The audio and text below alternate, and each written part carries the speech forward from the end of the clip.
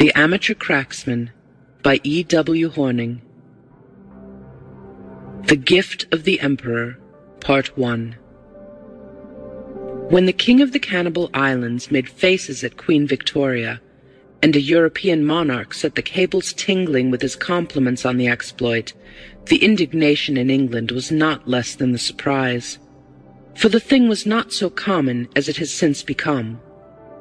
But when it transpired that a gift of peculiar significance was to follow the congratulations, to give them weight, the inference prevailed that the white potentate and the black had taken simultaneous leave of their 14 senses. For the gift was a pearl of price unparalleled, picked aforetime by British cutlasses from a Polynesian setting, and presented by British royalty to the sovereign who seized this opportunity of restoring it to its original possessor. The incident would have been a godsend to the press a few weeks later.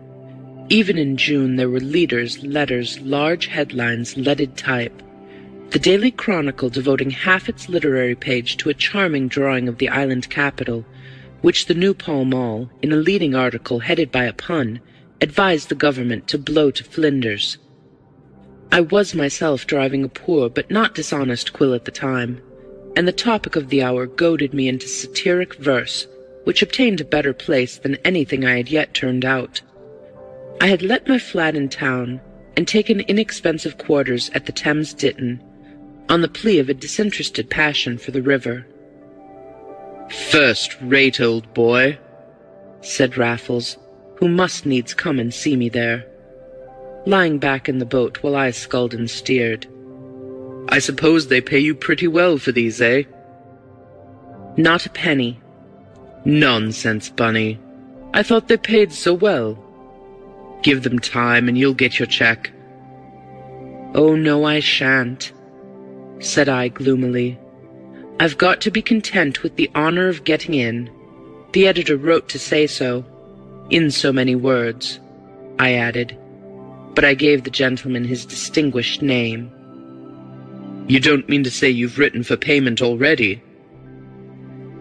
No, it was the last thing I had intended to admit, but I had done it. The murder was out. There was no sense in further concealment. I had written for my money because I really needed it. If he must know, I was cursedly hard up. Raffles nodded as though he knew already. I warmed to my woes. It was no easy matter to keep your end up as a raw freelance of letters. For my part, I was afraid I wrote neither well enough nor ill enough for success. I suffered from a persistent ineffectual feeling after style. Verse I could manage, but it did not pay. To personal paragraphs and the baser journalism I could not, and I would not stoop. Raffles nodded again, this time with a smile that stayed in his eyes as he leaned back watching me. I knew that he was thinking of other things I had stooped to, and I thought I knew what he was going to say. He had said it before so often, he was sure to say it again.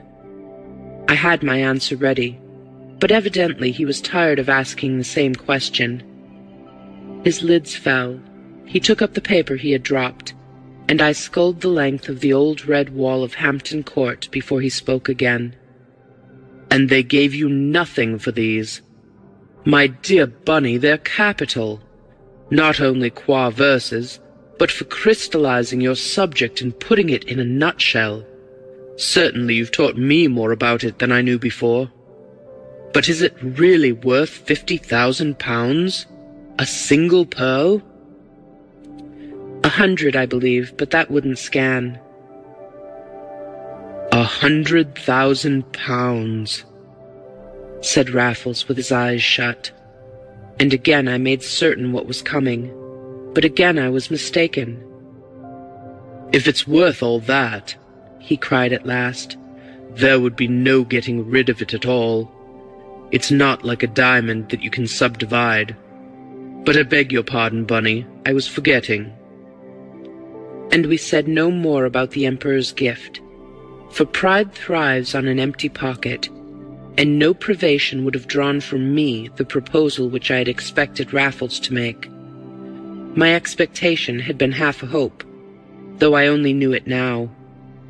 But neither did we touch again on what Raffles professed to have forgotten, my apostasy, my lapse into virtue, as he had been pleased to call it. We were both a little silent, a little constrained, each preoccupied with his own thoughts. It was months since we had met, and as I saw him off towards 11 o'clock that Sunday night, I fancied it was for more months that we were saying goodbye. But as we waited for the train, I saw those clear eyes peering at me under the station lamps, and when I met their glance, Raffles shook his head. "You don't look well on it, Bunny," said he. "I never did believe in this Thames Valley. You want a change of air." I wished I might get it. "What you really want is a sea voyage." "And a winter at St. Moritz. Or do you recommend Cannes or Cairo?" "It's all very well, AJ, but you forget what I told you about my funds." "I forget nothing. I merely don't want to hurt your feelings. But look here, a sea voyage you shall have. I want to change myself, and you shall come with me as my guest. We'll spend July in the Mediterranean." "But you're playing cricket." "Hang the cricket." "Well, if I thought you meant it—" "Of course I mean it. Will you come?" "Like a shot if you go." And I shook his hand and waved mine in farewell, with the perfectly good-humored conviction that I should hear no more of this matter. It was a passing thought, no more, no less. I soon wished it were more. That week found me wishing myself out of England for good and all. I was making nothing. I could but subsist on the difference between the rent I paid for my flat and the rent at which I had sublet it, furnished, for the season. And the season was near its end, and creditors awaited me in town. Was it possible to be entirely honest? I had run no bills when I had money in my pocket, and the more downright dishonesty seemed to me the less ignoble. But from Raffles, of course, I heard nothing more. A week went by, and half another week. Then late, on the second Wednesday night, I found a telegram from him at my lodgings, after seeking him vainly in town, and dining with desperation at the solitary club to which I still belonged. "Arranged to leave Waterloo by North German Lloyd's special," he wired. 9:25 a.m. Monday next. Will meet you Southampton aboard Ulan with tickets. Am writing." And write he did. A light-hearted enough letter, but full of serious solicitude for me and for my health and prospects. A letter almost touching in the light of our past relations, in the twilight of their complete rupture. He said that he had booked 2 berths to Naples, that we were bound for Capri, which was clearly the island of the lotus-eaters, that we would bask there together, and for a while forget. It was a charming letter. I had never seen Italy. The privilege of initiation should be his. No mistake was greater than to deem it an impossible country for the summer. The Bay of Naples was never so divine, and he wrote of fairy lands forlorn, as though the poetry sprang unbidden to his pen. To come back to earth and prose, I might think it unpatriotic of him to choose a German boat, but on no other line did you receive such attention and accommodation for your money. There was a hint of better reasons. Raffles wrote as he had telegraphed from Bremen, and I gathered that the personal use of some little influence with the authorities there had resulted in a material reduction in our fares. Imagine my excitement and delight. I managed to pay what I owed at Thames Ditton, to squeeze a small editor for a very small cheque, and my tailor's for 1 more flannel suit. I remember that I broke my last sovereign to get a box of Sullivan's cigarettes for Raffles to smoke on the voyage. But my heart was as light as my purse on the Monday morning, the fairest morning of an unfair summer when the special whirled me through the sunshine to the sea. A tender awaited us at Southampton. Raffles was not on board, nor did I really look for him till we reached the liner's side. And then I looked in vain. His face was not among the many that fringed the rail. His hand was not of the few that waved to friends. I climbed aboard in a sudden heaviness. I had no ticket, nor the money to pay for one. I did not even know the number of my room.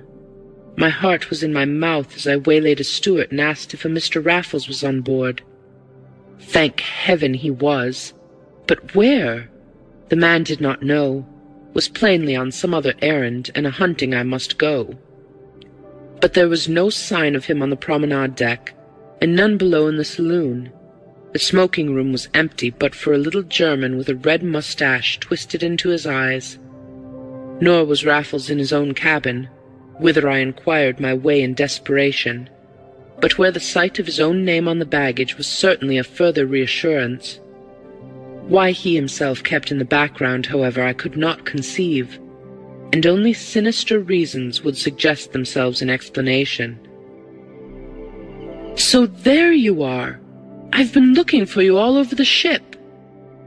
Despite the grave prohibition, I had tried the bridge as a last resort, and there indeed was A.J. Raffles, seated on a skylight and leaning over one of the officers' long chairs, in which reclined a girl in a white drill coat and skirt, a slip of a girl with pale skin, dark hair, and rather remarkable eyes. So much I noted as he rose and quickly turned. Thereupon I could think of nothing but the swift grimace which preceded a start of well-feigned astonishment. "Why, Bunny!" cried Raffles. "Where have you sprung from?" I stammered something as he pinched my hand. "And are you coming in this ship, and to Naples too? Well, upon my word. Miss Werner, may I introduce him?" And he did so without a blush, describing me as an old schoolfellow whom he had not seen for months, with wilful circumstance and gratuitous detail that filled me at once with confusion, suspicion, and revolt. I felt myself blushing for us both, and I did not care. My address utterly deserted me, and I made no effort to recover it to carry the thing off. All I would do was mumble such words as Raffles actually put into my mouth, and that, I doubt not, with a thoroughly evil grace. "So you saw my name in the list of passengers and came in search of me. Good old Bunny. I say, though, I wish you'd share my cabin.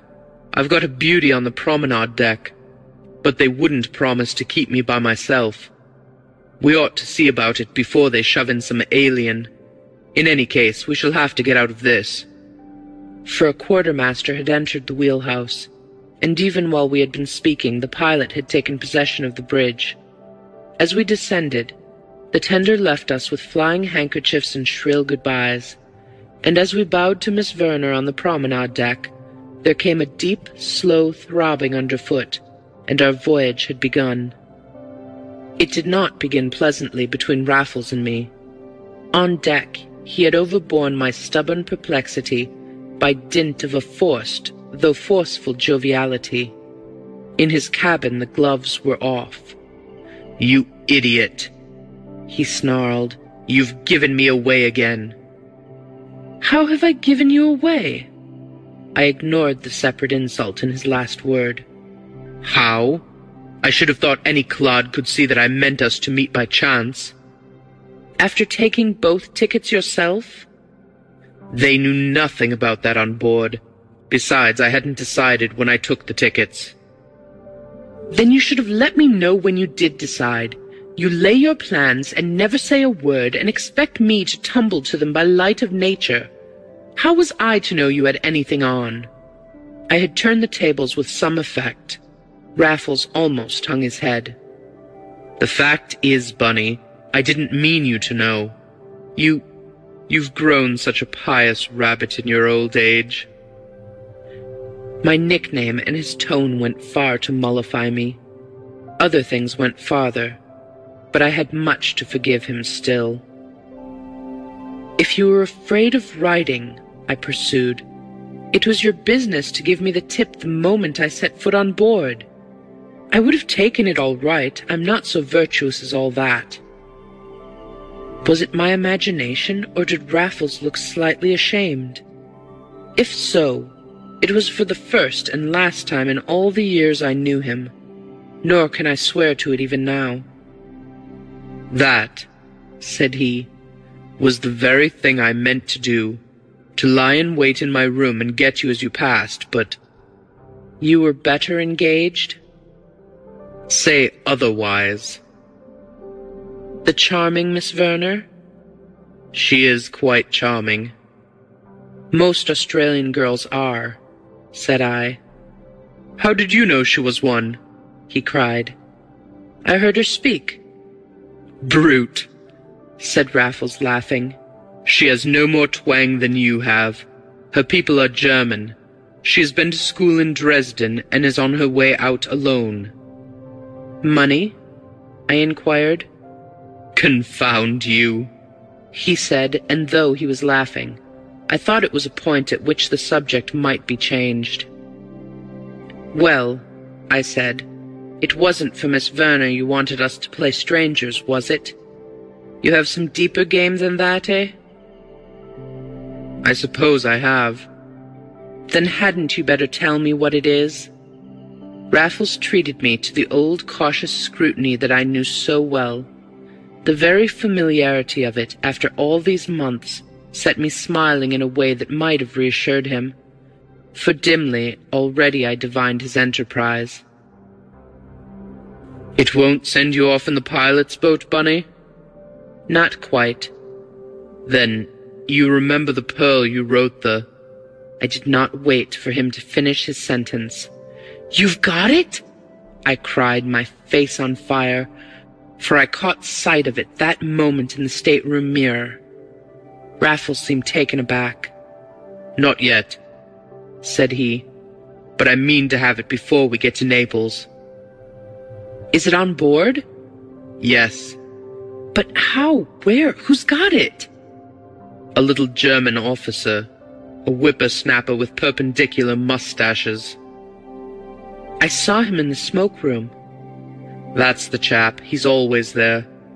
Herr Captain Wilhelm von Human, if you look in the list.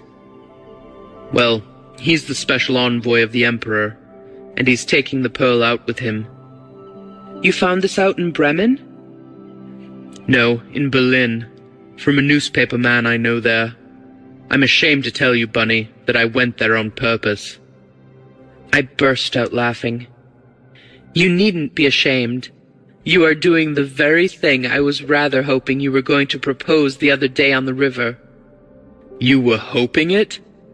said Raffles with his eyes wide open. Indeed, it was his turn to show surprise, and mine to be much more ashamed than I felt. "Yes," I answered. "I was quite keen on the idea, but I wasn't going to propose it." "Yet you would have listened to me the other day?" "Certainly I would, and I told him so without reserve. Not brazenly, you understand. Not even now with the gusto of a man who savors such an adventure for its own sake, but doggedly, defiantly, through my teeth, as one who had tried to live honestly and failed. And while I was about it, I told him much more. Eloquently enough, I dare say. I gave him chapter and verse of my hopeless struggle, my inevitable defeat. For hopeless and inevitable they were to a man with my record, even though that record was written only in one's own soul. It was the old story of the thief trying to turn honest man. The thing was against nature, and there was an end of it. Raffles entirely disagreed with me. He shook his head over my conventional view. Human nature was a board of checkers. Why not reconcile oneself to alternative black and white? Why desire to be all one thing or all the other, like our forefathers on the stage or in the old-fashioned fiction? For his part, he enjoyed himself on all squares of the board, and liked the light the better for the shade. My conclusion he considered absurd. "But you err in good company, Bunny. For all the cheap moralists who preach the same twaddle, old Virgil was the first and worst offender of you all. I back myself to climb out of Avernus any day I like, and sooner or later I shall climb out for good. I suppose I can't very well turn myself into a limited liability company, but I could retire, and settle down, and live blamelessly ever after. I'm not sure that it could be done on this pearl alone." "Then you don't still think it too remarkable to sell?" "We might take a fishery and haul it up with smaller fry. It would come after months of ill luck, just as we were going to sell the schooner. By Jove, it would be the talk of the Pacific." "Well, we've got to get it first. Is this Von What's-His-Name a formidable cuss?" "More so than he looks. And he has the cheek of the devil." As he spoke, a white drill skirt fluttered past the open stateroom door, and I caught a glimpse of an upturned mustache beyond. "But is he the chap we have to deal with? Won't the pearl be in the purser's keeping?" Raffles stood at the door, frowning out upon the Solent, but for an instant. He turned to me with a sniff. "My good fellow, do you suppose the whole ship's company knows there's a gem like that aboard? You said that it was worth £100,000. In Berlin they say it's priceless. I doubt if the skipper himself knows that von Human has it on him." "And has he?" "Must have." "Then we have only him to deal with?" He answered me without a word. Something white was fluttering past once more, and Raffles, stepping forth, made the promenaders 3. Part 2. I do not ask to set foot aboard a finer steamship than the Ulan of the Norddeutscher Lloyd, to meet a kindlier gentleman than her commander, or better fellows than his officers. This much at least let me have the grace to admit. I hated the voyage. It was no fault of anybody connected with the ship. It was no fault of the weather, which was monotonously ideal. Not even in my own heart did the reason reside. Conscience and I were divorced at last, and the decree made absolute. With my scruples had fled all fear, and I was ready to revel between bright skies and sparkling sea with the light-hearted detachment of Raffles himself. It was Raffles himself who prevented me, but not Raffles alone. It was Raffles and that colonial minx on her way home from school. What he could see in her. But that begs the question. Of course he saw no more than I did, but to annoy me, or perhaps to punish me for my long defection, he must turn his back on me and devote himself to this chit from Southampton to the Mediterranean. They were always together. It was too absurd. After breakfast they would begin, and go on until 11 or 12 at night. There was no intervening hour at which you might not hear her nasal laugh, or his quiet voice talking soft nonsense into her ear. Of course it was nonsense.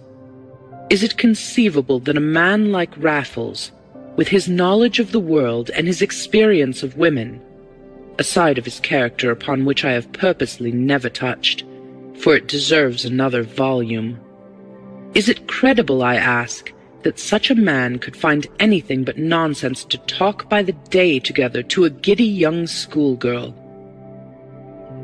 I would not be unfair for the world. I think I have admitted that the young person had points. Her eyes, I suppose, were really fine, and certainly the shape of the little brown face was charming, so far as mere contour can charm. I admit also more audacity than I cared about, with enviable health, mettle, and vitality. I may not have occasion to report any of this young lady's speeches. They would scarcely bear it, and am therefore more anxious to describe her without injustice. I confessed to some little prejudice against her. I resented her success with Raffles, of whom in consequence I saw less and less each day. It is a mean thing to have to confess, but there must have been something not unlike jealousy rankling within me.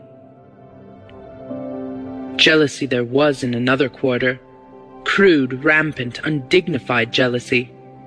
Captain von Human would twirl his mustaches into twin spires, shoot his white cuffs over his rings, and stare at me insolently through his rimless glasses. We ought to have consoled each other, but we never exchanged a syllable. The captain had a murderous scar across one of his cheeks, a present from Heidelberg, and I used to think how he must long to have Raffles there to serve the same. It was not as though von Human never had his innings. Raffles let him go in several times a day, for the malicious pleasure of bowling him out as he was getting set. Those were his words when I taxed him disingenuously with obnoxious conduct toward a German on a German boat. "You'll make yourself disliked on board." "By von Human merely." "But is that wise when he's the man you've got to diddle?" "The wisest thing I ever did. To have chummed up with him would have been fatal, the common dodge." I was consoled, encouraged, almost content. But I had feared Raffles was neglecting things, and I told him so in a burst. Here we were near Gibraltar, and not a word since the Solent. He shook his head with a smile. "Plenty of time, Bunny, plenty of time. We can do nothing before we get to Genoa, and that won't be till Sunday night. The voyage is still young, and so are we. Let's make the most of things while we can." It was after dinner on the promenade deck, and as Raffles spoke he glanced sharply fore and aft, leaving me next moment with a step full of purpose. I retired to the smoking-room, to smoke and read in a corner, and to watch von Human, who very soon came to drink beer and to sulk in another. Few travellers tempted the Red Sea at summer. The Ulan was very empty indeed. She had, however, but a limited supply of cabins on the promenade deck, and there was just that excuse for my sharing Raffles' room. I could have had one to myself downstairs, but I must be up above. Raffles had insisted that I should insist on the point. So we were together, I think, without suspicion, though also without any object that I could see.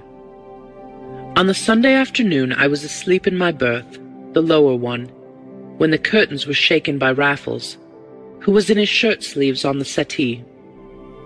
"Achilles skulking in his bunk?" "What else is there to do?" I asked him as I stretched and yawned. I noted, however, the good humor of his tone, and did my best to catch it.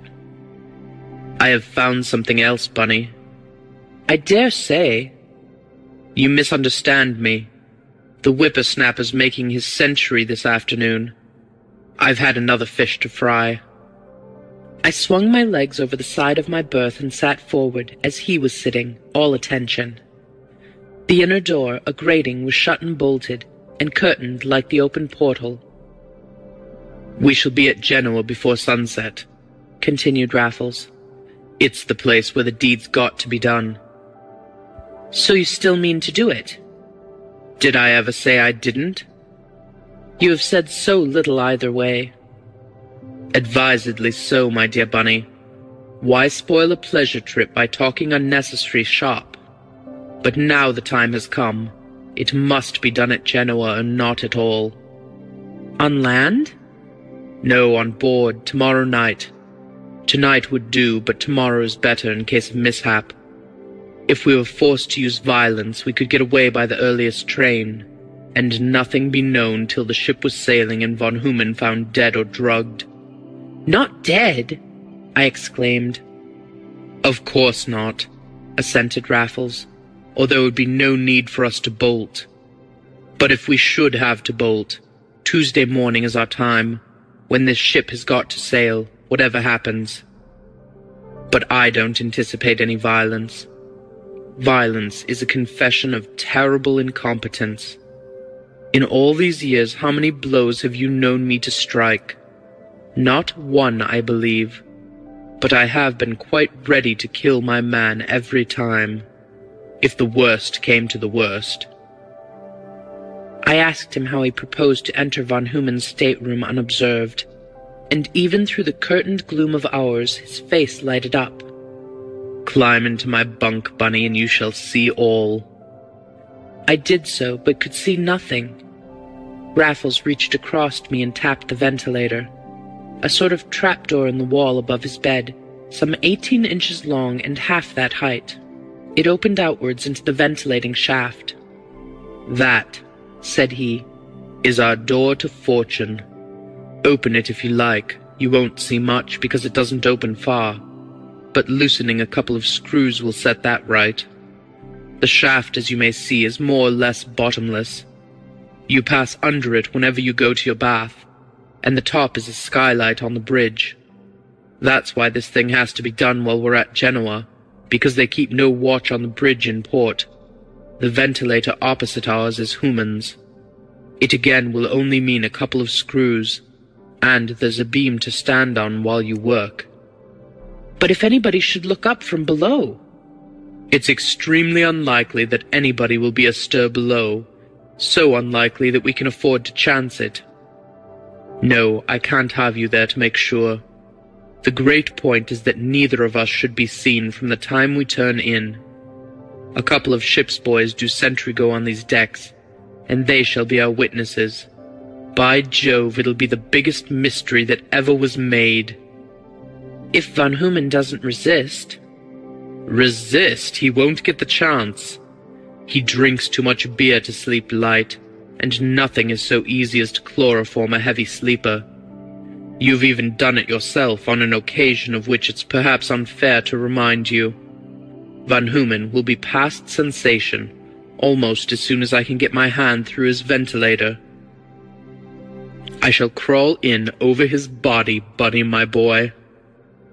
"And I?" "You will hand me what I want and hold the fort in case of accidents, and generally lend me the moral support you've made me require. It's a luxury, Bunny, but I've found it devilish difficult to do without it after you turned pie." He said that von Human was certain to sleep with a bolted door, which he, of course, would leave unbolted, and spoke of other ways of laying a false scent when rifling the cabin. Not that Raffles anticipated a tiresome search. The pearl would be about von Human's person. In fact, Raffles knew exactly where and in what he kept it.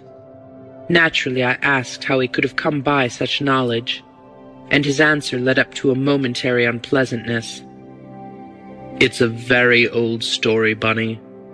I really forget in what book it comes. I'm only sure of the Testament. But Samson was the unlucky hero, and one Delilah the heroine." And he looked so knowing that I could not be in a moment's doubt as to his meaning. "So the fair Australian has been playing Delilah?" said I. "In a very harmless, innocent sort of way." "She got his mission out of him?" "Yes, I've forced him to score all the points he could, and that was his great stroke, as I hoped it would be. He has even shown Amy the pearl." "Amy, and she promptly told you?" "Nothing of the kind. What makes you think so? I had the greatest trouble in getting it out of her." His tone should have been a sufficient warning to me. I had not the tact to take it as such. At last I knew the meaning of his furious flirtation, and stood wagging my head and shaking my finger, blinded to his frowns by my own enlightenment. "Wily worm," said I. "Now I see through it all, how dense I've been." "Sure you're not still?" "No. Now I understand what has beaten me all the week. I simply couldn't fathom what you saw in that little girl. I never dreamt it was part of the game." "So you think it was that and nothing more?" "You deep old dog, of course I do." "You didn't know she was the daughter of a wealthy squatter?" "There are wealthy women by the dozen who would marry you tomorrow." And it doesn't occur to you that I might like to draw stumps, start clean, and live happily ever after in the bush? With that voice, it certainly does not. Bunny! He cried so fiercely that I braced myself for a blow, but no more followed. Do you think you would live happily? I made bold to ask him.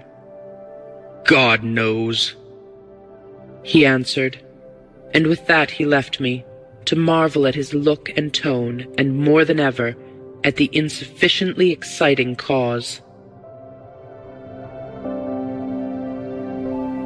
Part 3.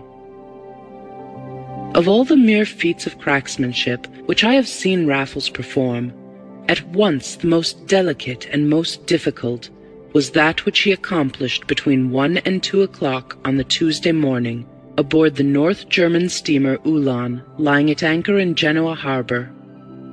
Not a hitch occurred. Everything had been foreseen. Everything happened as I had been assured everything must. Nobody was about below, only the ship's boys on deck, and nobody on the bridge. It was 25 minutes past 1 when Raffles, without a stitch of clothing on his body, but with a glass file corked with cotton wool between his teeth, and a tiny screwdriver behind his ear, squirmed feet first through the ventilator over his berth.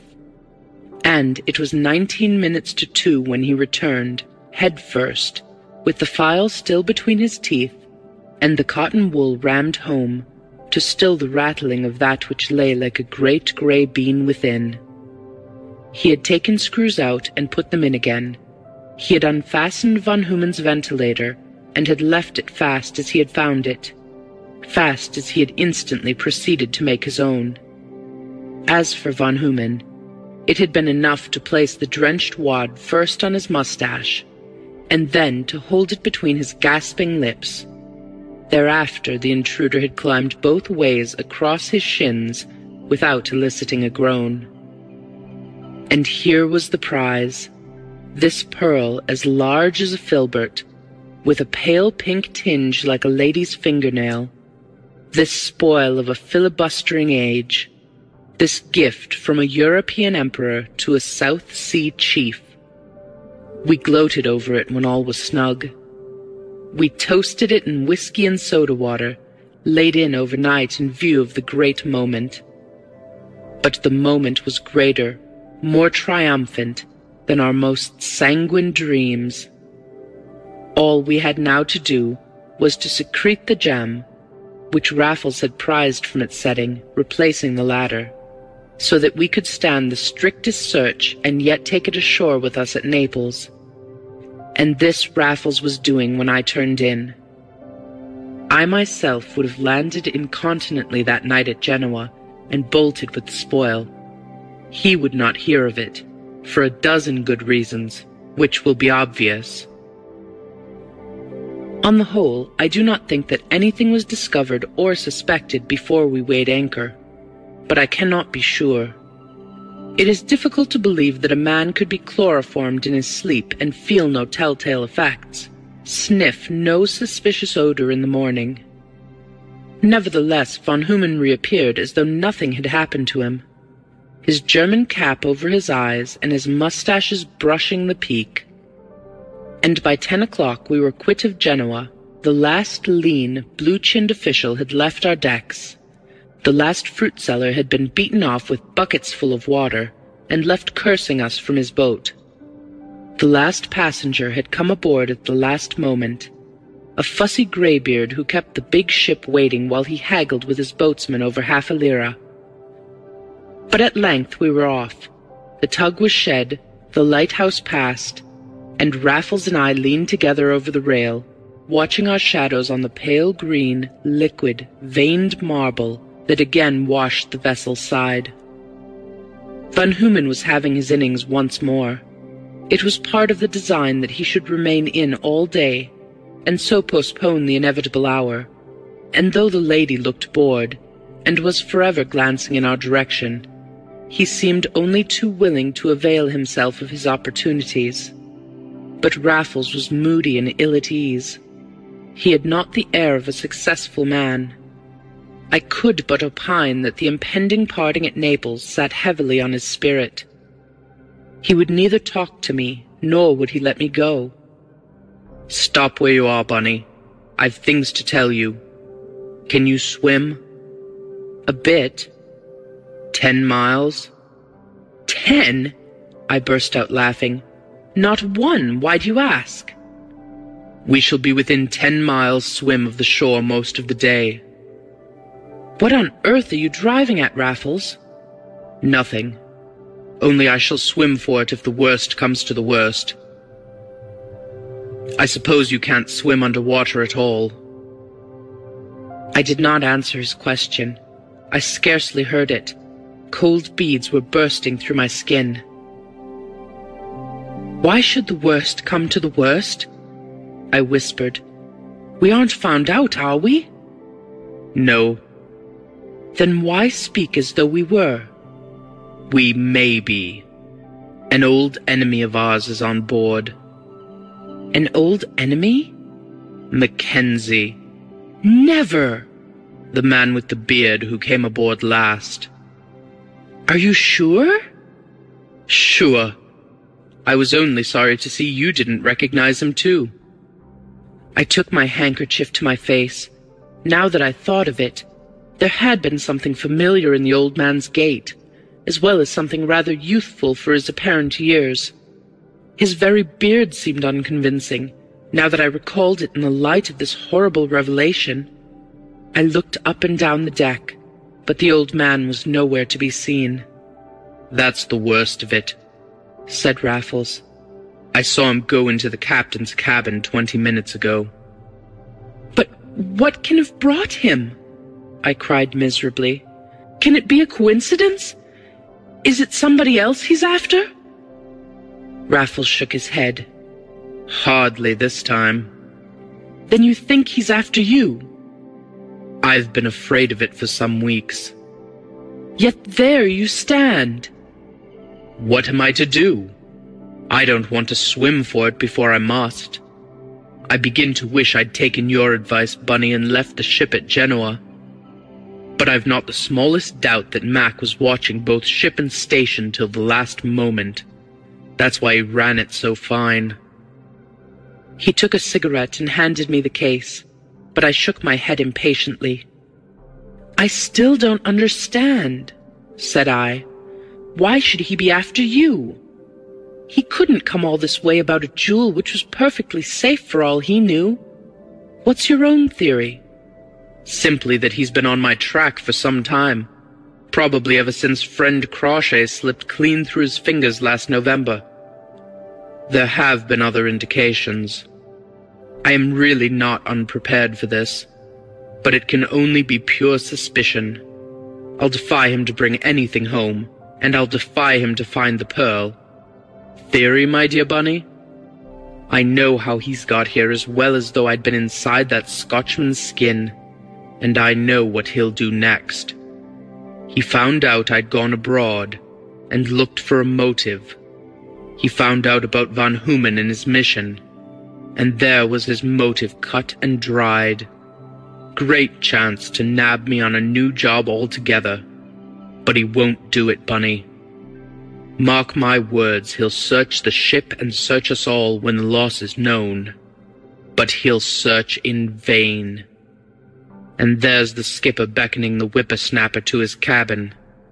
The fat will be in the fire in 5 minutes.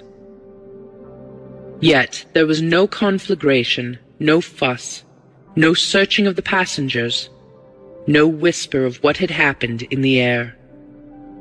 Instead of a stir, there was a portentous peace, and it was clear to me that Raffles was not a little disturbed at the falsification of all his predictions. There was something sinister in silence under such a loss, and the silence was sustained for hours, during which Mackenzie never reappeared. But he was abroad during the lunch hour. He was in our cabin. I had left my book in Raffles' berth, and in taking it after lunch I touched the quilt. It was warm from the recent pressure of flesh and blood, and on an instinct I sprang to the ventilator. As I opened it, the ventilator opposite was closed with a snap.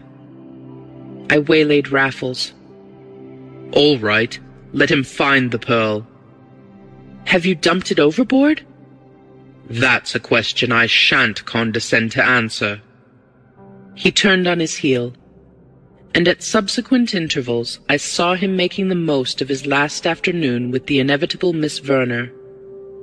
I remember that she looked both cool and smart in quite a simple affair of brown holland, which toned well with her complexion, and was cleverly relieved with touches of scarlet. I quite admired her that afternoon, for her eyes were really very good, and so were her teeth. Yet I had never admired her more directly in my own despite, for I passed them again and again in order to get a word with Raffles, to tell him I knew there was danger in the wind, but he would not so much as catch my eye. So at last I gave it up, and I saw him next in the captain's cabin. They had summoned him first. He had gone in smiling, and smiling I found him when they summoned me. The stateroom was spacious, as befitted that of a commander. Mackenzie sat on the settee, his beard in front of him on the polished table, but a revolver lay in front of the captain. And when I had entered, the chief officer, who had summoned me, shut the door and put his back to it. Van Humen completed the party, his fingers busy with his mustache. Raffles greeted me.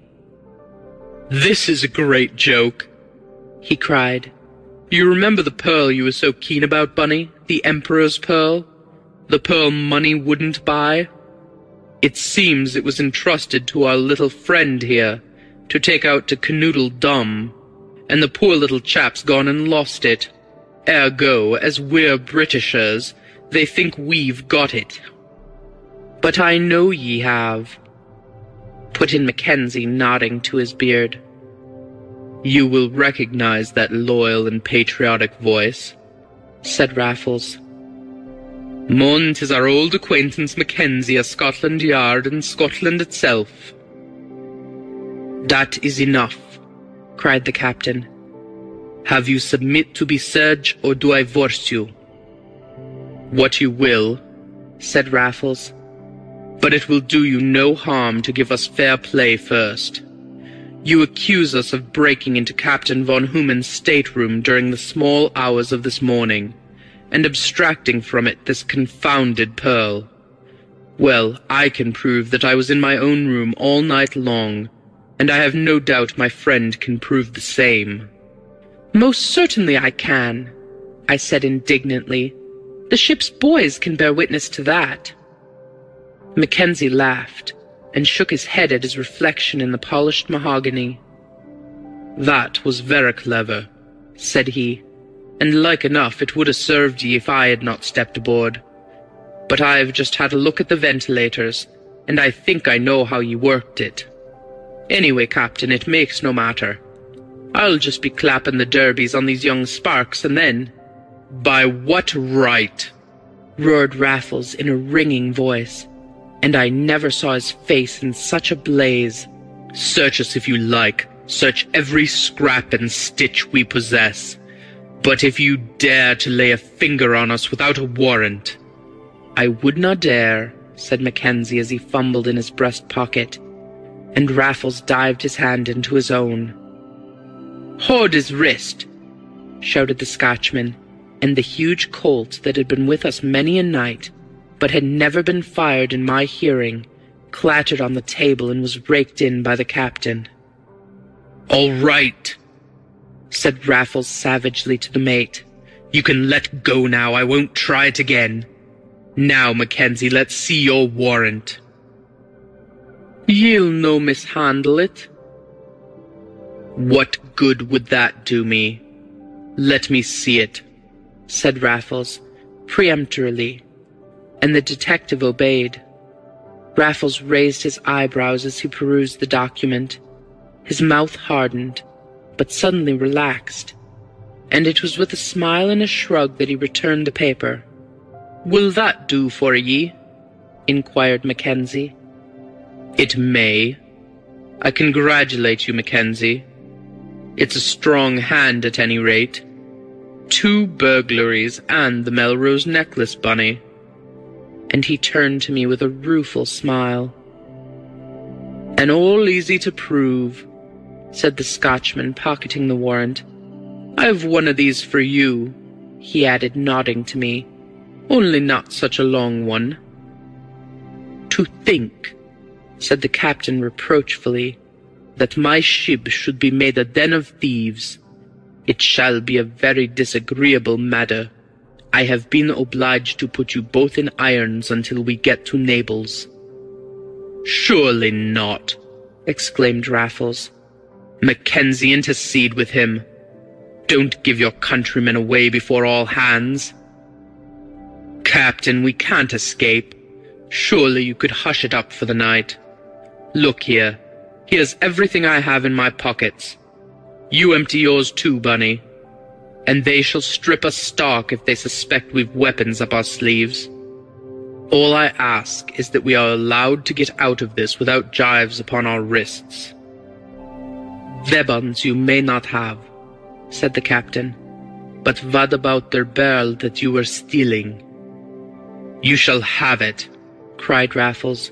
You shall have it this minute if you guarantee no public indignity on board. That I'll see to, said Mackenzie, as long as you behave yourselves. There now, where's't? On the table under your nose. My eyes fell with the rest, but no pearl was there. Only the contents of our pockets, our watches, pocketbooks, pencils, pocket knives, cigarette cases, lay on the shiny table along with the revolvers already mentioned. You're humbugging us, said Mackenzie. What's the use? I'm doing nothing of the sort, laughed Raffles. I'm testing you. Where's the harm? It's here, joke apart. On that table, by all my gods. Mackenzie opened the cigarette cases and shook each particular cigarette. Thereupon Raffles prayed to be allowed to smoke one, and when his prayer was heard, observed that the pearl had been on the table much longer than the cigarettes. Mackenzie promptly caught up the Colt and opened the chamber in the butt. Not there, said Raffles. But you're getting hot. Try the cartridges. Mackenzie emptied them into his palm and shook each one at his ear without result. Oh, give them to me. And in an instant Raffles had found the right one, had bitten out the bullet and placed the Emperor's pearl with a flourish in the center of the table.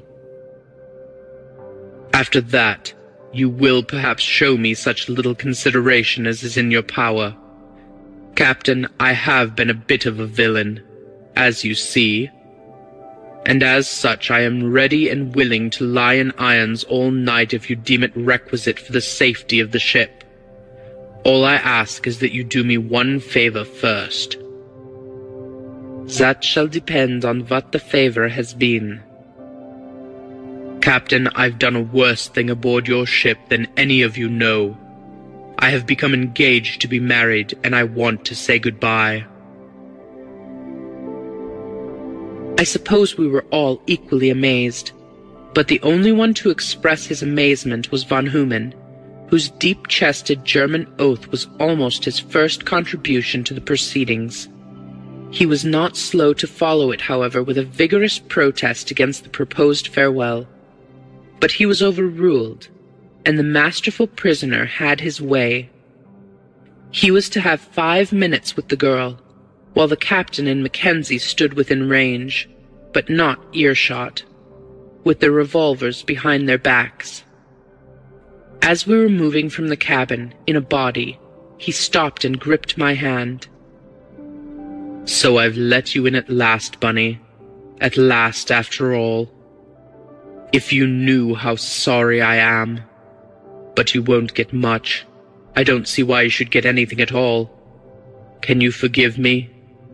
This may be for years, and it may be forever, you know. You were a good pal always when it came to the scratch. Some day or other, you mayn't be so sorry to remember you were a good pal at the last." There was a meaning in his eye that I understood, and my teeth were set and my nerves strung ready, as I wrung that strong and cunning hand for the last time in my life. How that last scene stays with me, and will stay to my death. How I see every detail, every shadow on the sunlit deck. We were among the islands that dot the course from Genoa to Naples. That was Elba falling back on our starboard quarter, that purple patch with the hot sun setting over it. The captain's cabin opened to starboard, and the starboard promenade deck, sheeted with sunshine and scored with shadow, was deserted, but for the group of which I was one, and for the pale, slim, brown figure further aft with Raffles. Engaged? I could not believe it, cannot to this day. Yet there they stood together, and we did not hear a word. There they stood out against the sunset, and the long, dazzling highway of sunlit sea that sparkled from Elba to the Uhlans plates, and their shadows reached almost to our feet. Suddenly, an instant, and the thing was done. A thing I have never known whether to admire or to detest. He caught her. He kissed her before us all, then flung her from him so that she almost fell. It was that action which foretold the next. The mate sprang after him, and I sprang after the mate. Raffles was on the rail, but only just. "Hold him, Bunny!" he cried. "Hold him tight!" And as I obeyed that last behest with all my might, without a thought of what I was doing save that he bade me to do it, I saw his hands shoot up and his head bob down, and his lithe, spare body cut the sunset as cleanly and precisely as though he had plunged at his leisure from a diver's board. Of what followed on deck I can tell you nothing, for I was not there. Nor can my final punishment, my long imprisonment, my everlasting disgrace concern or profit you, beyond the interest and advantage to be gleaned from the knowledge that I at least had my deserts. But one thing I must set down, believe it who will, one more thing only, and I am done. It was into a second-class cabin on the starboard side that I was promptly thrust in irons, and the door locked upon me as though I were another Raffles. Meanwhile a boat was lowered, and the sea scoured to no purpose, as is doubtless on record elsewhere. But either the setting sun flashing over the waves must have blinded all eyes, or else mine were victims of a strange illusion. For the boat was back, the screw throbbing, and the prisoner peering through his portal across the sunlit waters that he believed had closed forever over his comrade's head. Suddenly, the sun sank behind the island of Elba. The lane of dancing sunlight was instantaneously quenched and swallowed in the trackless waste, and in the middle distance, already miles astern, either my sight deceived me, or a black speck bobbed amid the grey. The bugle had blown for dinner. It may well be that all save myself had ceased to strain an eye. And now I lost what I had found. Now it rose, now sank, and now I gave it up utterly. Yet anon it would rise again, a mere mote dancing in the dim grey distance, drifting towards a purple island, beneath a fading western sky, streaked with dead gold and cerise. And night fell before I knew whether it was a human head or not. End of The Amateur Cracksman,